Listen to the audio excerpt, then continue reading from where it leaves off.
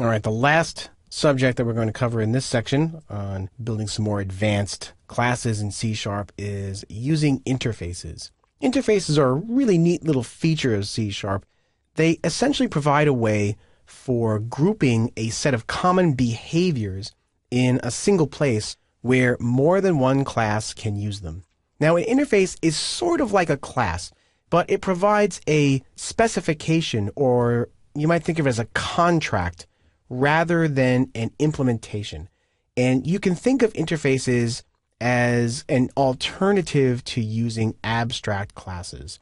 One of the nice things about interfaces is that classes can implement multiple interfaces. Now, C# doesn't have the notion of multiple inheritance like some other languages do, but classes in C# can implement multiple interfaces. One of the best ways of thinking about interfaces as opposed to classes is that classes tend to be things, whereas interfaces tend to be behaviors. So what I can do is I can group a whole bunch of functionality into an interface, and then that sort of becomes a contract. If my class says that it implements an interface, then that class has to go ahead and provide implementations for all of the functions that the interface contains. The nice thing about that is that my class can then advertise to the world, hey, these are the interfaces that I implement. And then in code that use my class, the code can check my class to say, hey, are you able to implement this kind of interface? And if it is, then the code that's using my interface can just say, hey, I know that you know how to do this, so I'm going to go ahead and call that method. So let's take a look at how using interfaces makes grouping behavior more easy to understand and implement. So let's imagine I had a few classes. I've got class A, B, and C. Now, let's imagine further that these classes all knew how to do something like save their data out to some persistent storage place. Well, they could all just implement a function named save data. The problem is, without some interface to enforce this, class A might call it save data, class B might call it something else, class C might call it something else. But by grouping the notion of saving data into an interface called iSavable, and interfaces don't have to begin with the capital letter I, but it's a nice convention that Microsoft has come up with for interfaces. That way, when you see it in a class definition, you know that it's an interface rather than a class. If I said, hey, I'm going to make an interface called iSavable, and anybody who implements the interface called iSavable has to have a function in their class somewhere that's called save data. So then I could do something like this. I could say, you know what, each one of my classes, class A, B, and C, all implement an interface called iSavable. Well, that enforces what's called a code contract. So now everybody has to name their function that saves the data the same thing because they're all implementing from the same interface. Now, if I wanted to go a step further and said, you know what, not only do my objects know how to save their data, they also know how to do something like compress their data. Well, I could implement an interface called iShrinkable. And inside iShrinkable, I might have a function called compressed data. Now, notice in the interface, there's no implementation of this function. All the interface says is, hey, if you implement me, you've got to have a function named this. And the implementation is actually saved for the classes that choose to implement it. So if classes A, B, and C decided to implement both the iSavable and iShrinkable interfaces, you separate them with a comma, well, now each one of these classes has to have a function named saveData, and they all have to have a function named compressedData as well. Now, if one of these classes decided not to have shrinkable or savable or whatever, they could choose not to implement the function.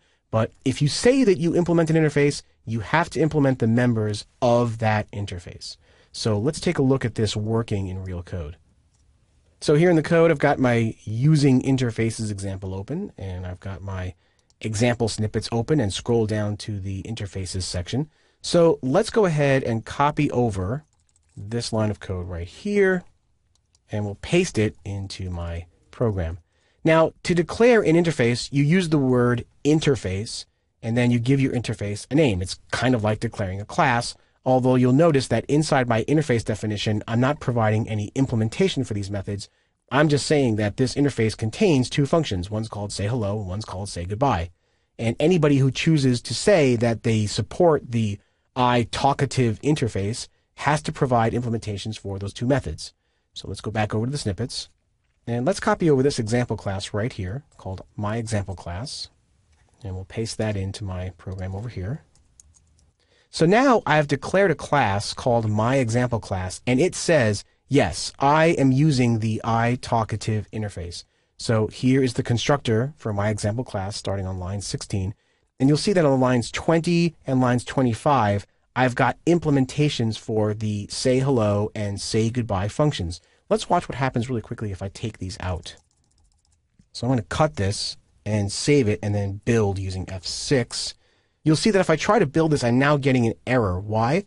Because the errors say, hey, my example class does not implement interface member say goodbye, and it does not implement interface member iTalkative.sayHello. Well, that's because my class claims to implement iTalkative, but it's not actually doing that. There's no implementations for these say hello and say goodbye functions.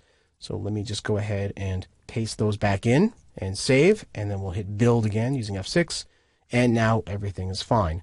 So let's go ahead and exercise this code. And we'll do that by copying these lines of code right here. And we'll paste them in there. So now, in my main function, I'm declaring a variable, myEC, which is of type myExampleClass. I'm using the new operator to create that object. And once I've created that object, I can say, all right, well, since you are a myExampleClass and myExampleClass implements the iTalkative interface, I know that you've got functions called say hello and say goodbye. So I can call each one of those. So let's build and run. We're going to hit F5 here. And you can see that sure enough, when we run the program, the functions for say hello and say goodbye get executed and produce their output. Let's go back to the program here. So once again, interfaces are a way of grouping together common points of functionality. The interfaces are not things. You don't instantiate an interface necessarily, although in certain esoteric circumstances you can do that in C#, but we're not going to get to that in this course. It's a little bit advanced. What you do here is you simply create a class that says, I implement this interface.